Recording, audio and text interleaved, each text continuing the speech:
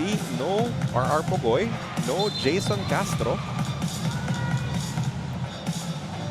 As the tip is won by Kelly Williams, first possession of the ball game for TNT. Yun yung binibigay nitong si Mikey because Pogoy and Jason hindi kailangan bumuhat talaga for TNT when he is around. That was already a change in mindset to see Mikey Williams. Mikey Williams will create shots not only for himself but also for his teammates. At ngayon, kitang-kita mo, kumpiyansa. Troy Rosario, after the shot was taken, is on the weak side. Mikey with a touch. Binigay niya muna kay Rosario from the outside. 5 points to open this ball game for Troy. Oh, this is a very exceptional. Even from the free throw line, he was 6 out of 7 for 85.7%. Mikey Williams kicks it out. Rosario, one more attempt from the outside. That's 2 3-point conversion. Do not force it dahil nakapag-set up ng depensa ng TNT. Ng Batak turns the corner. Lefty layup gets the drop. It's all ng Batak here for Rainer Shine. Total outside the court, and whatever the status of that is, what's more important is that Mikey is here and he is suited up for his team, gentlemen. Thank you for that report, Miss Apple. The playing the best possible way for the remainder of this elimination round as Rainer Batak is scoring on the points for Rainer Shine. That's the first basket outside. Now R.R. Pogoy, siya yung bumuhat ng opensa in his absence as Rosario now has 10 points in the match. This guy's obviously in sync in tonight's ball game. Remember the following game, he dropped his scoring performance to just 6 points in the losing cause against Blackwater. So ang inaasahan talaga ni Coach Chot is consistency galing dito kay Troy.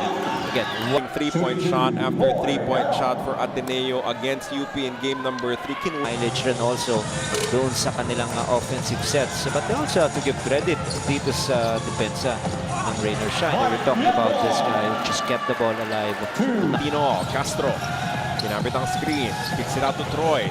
Rosario to Reyes, 3 to shoot. Pogoy free from the corner, that's good. They have to be quicker on rotations, and even Mike Nieto. Who are you gonna shots niya inside the basketball court? Yan yung mga magandang hinuhugot sa bench kasi maganda yung porsyento eh. Bawat bigyan mo ng bola, good things could happen for you like R.R. Pogoy who scores on that fast break layup, playing off the bench for TNT in this ballgame. And sometimes, what makes you a good component in your offense? We're talking about itong si Rainer Shine. Single-handedly or individually, gusto nila makabalik sila at gusto nila manalo yung kanilang kupunan, pero hindi pa nagta-translate into consistent scoring for them. Itong Rainer Shine, meron silang kabuuang 7 turnover, 3 lamang dito sa TNT. Muntik na naman madagdagan yan, Coach, with that careless inbound pass as Bo Belga here in the second quarter. Tama yan, and Belga telling Mamuya, you gotta make that extra pass, you gotta simplify the game, give it to me when I'm wide open because I'm just gonna knock it in.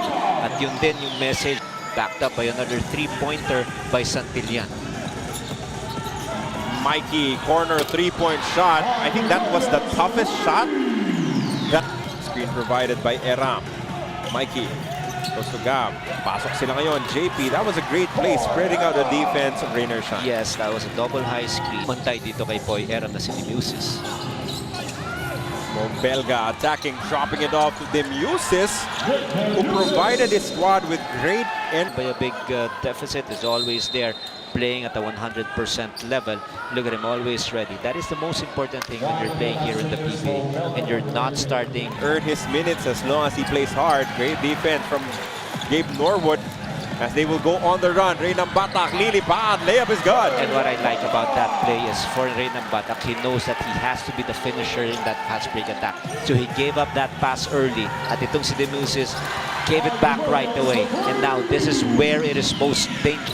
But it comes up empty once again. A lot of empty positions. So, a lot of chances for TNT to score, unproductive. On the other side, via that fast break attack, exactly, that they can actually switch those handoffs and even ball screens. Let's see if Cruz will take advantage of that switch. He was up against a smaller defender. And Torres kicks it out to Nieto. Side ball screen. Good bounce pass down low.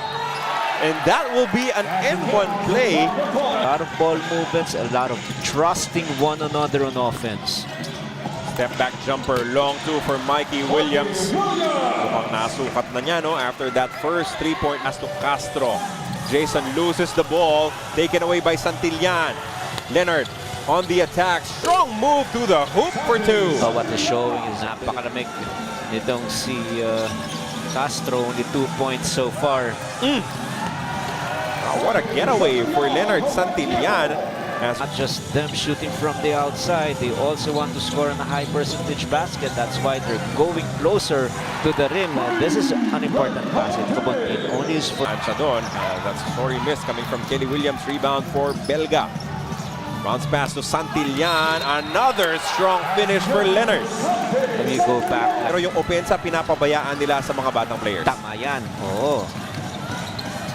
Mike Nieto steps into a three-point shot.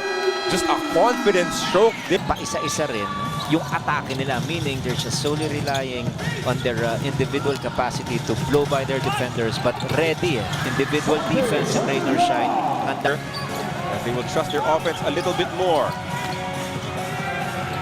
Good find. Nieto hits another three, his second of the third quarter. It is just a joy.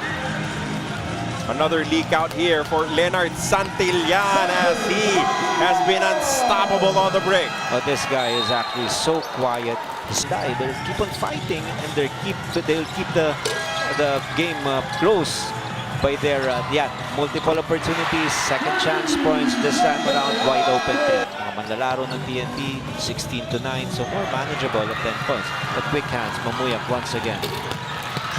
Just using his quickness, not just the ability to glide towards the basket, pati yung kanyang anticipation, almost a turnover, make it back-to-back turnovers. Mamuyak once again this time around, he did not go for a forced lay. He looked at this big Torres. A good response coming from the timeout para sa Rain or Shine. With a 4-0 run, Mikey Williams hits a three-point shot, and if you're Rain or Shine, you do not Want to beat you, of course. It's not going to be Kelly. It's not going to be Mikey, rather. It's not going to be Troy. So you take your chances dito kay Kabuntin and even Aruela. And what about Norwood? Showing to everyone na isang manlalaro, and that is Gabe Norwood, the best so far for ROS. Tapos siya pa yung taga-depensa, no? Kay Mikey Williams, which is in and of itself a tough task as Troy Rosario opens the scoring here. Good stop for TNT as Norwood wanted to go to Santillan once again. RR Pogoy scoring off the glass. And this is not going to be a good sign for Rain or Shine. Why? Because Alejandro, who will not force the issue. Still a lot of time remaining in their shot clock. JJ won't get it. Kelly, putback is good with a foul against Nambata. 6-point ball game. Andre Carracot goes to Mamuya. Mamu, pull-up jumper. Ooh, what a confident stroke coming from the youngster. it's a good turn. This guy is using with so much confidence. Front. Look at that, Mikey Williams. Moment of hesitation, just to freeze his defender. Di niya ininda yung depensa na yun over the outstretch. Santillan has it. Leonard. Binigay sa loob kay Mike Nieto. Another mid-range jumper. So into the match. You're correct. 15 points already for Mike Nieto. 9 points for Mamuya. Kelly Williams trying to knock on. Medyo recipe for disaster. No, a big man bringing the ball down against the TNT defense. Kelly Williams, nice dish at the last moment from JP Eram, who scores inside. The players are trying to do right now, trying to be more aggressive defensively, trying to force stops, turnovers, and all that. And what about that shot by Mamuyak once again? The tip of Di mahihiyain yung mga youngsters ng Rain or Shine. They want their opportunities to take over. Putback is good though for Troy Rosario, back down to a 5-point Rain or Shine lead. months, but they lost by 1 point. Down to a 5-point advantage now for Rain or Shine. 71-66, Mamuya. Oh! What confidence from the... And it was, once again, Gian Mamuya, the captain of the Ateneo Blue Eagles in the past season, converting on this basket. A 3-point shot to extend their lead to 8. Pushing the screen from JP. Pogoy, atake sa gitna, draws the contact and hits the difficult shot. Di niya ininda yung depensa na yun ni Gabe Norwood, umatak. Santillan, binigay sa loob, nabasa. Pero yung tapik na hulog kay Norwood. Oh, what a count from Nieto as he scores inside. He has 17 points in the fourth quarter. And look at that. Belga keeping that ball alive, tapping it to his open teammate na si Norwood. But Norwood with his unselfishness again. Man, for Belgas, the veterans of Rain or Shine, letting the kids Are you shine. kidding me? Mike Nieto with a difficult mid-range jumper. That was not an easy... It's back to a 10-point lead. Babawasan naman agad itong si Jason Castro as he hits a 3-point shot. 2 minutes 20 shot off the spin from Nieto. Yes, and all of a sudden, itong si Jason Castro saw him 7 points. Coach Chris Gavina so close to stopping his losing streak. But Jason Castro doing Jason Castro things once again. With TNT's backs against the wall, Castro back-to-back 3-point shots, and they're right back in it. Oh, the guy just... Scored pass to Mikey, who will not force the situation. They go down low to Rosario for the basket. And now I'm actually wondering. 3-point shots here in the fourth quarter. Mikey Williams goes back to Jason. Castro attacks, the layup is good. All tied up at 78. He's earlier, and this time around, knowing that he can use his quickness against Gabe Norwood, doing that turbo boost again, the blur, vintage basketball being displayed by Jason Castro. 8 crucial points for Mario, Castro, and Mikey. They go to JP Aram, the game winner, no good. As Rain or Shine, I think, had one more timeout. They were not able to call it. And we are going into overtime.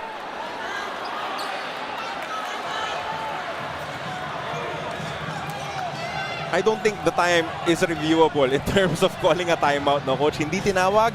The clock sounded. So that will have to be it, as the play was actually drawn for JP Aram down low. He had a good look at it, pero nandun din yung depensa nitong si Borboran. Pero tingnan mo, pwede pa kung nag-timeout ng maaga si Mamuyak, meron pa silang over 1 second to operate. But who's got the responsibility to call a timeout? Dahil nakita natin, even Borboran was asking for that timeout, but the one who has that ball, hindi klaro kung humihingi ba siya ng timeout.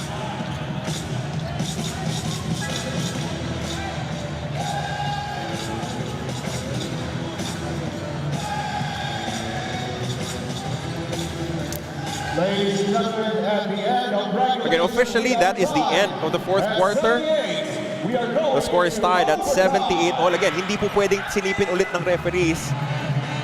He will stay in this ball game. Yes, different nature yung kanilang infraction, yung kanyang nakuha infraction doon. Samantala, Mamuyak once again finally getting that letter again. 17th point is the one responsible again. Together with Mike Nieto, yung kanilang lamang nila kanina na nag-disintegrate naman. Samantala ito, going aggressively.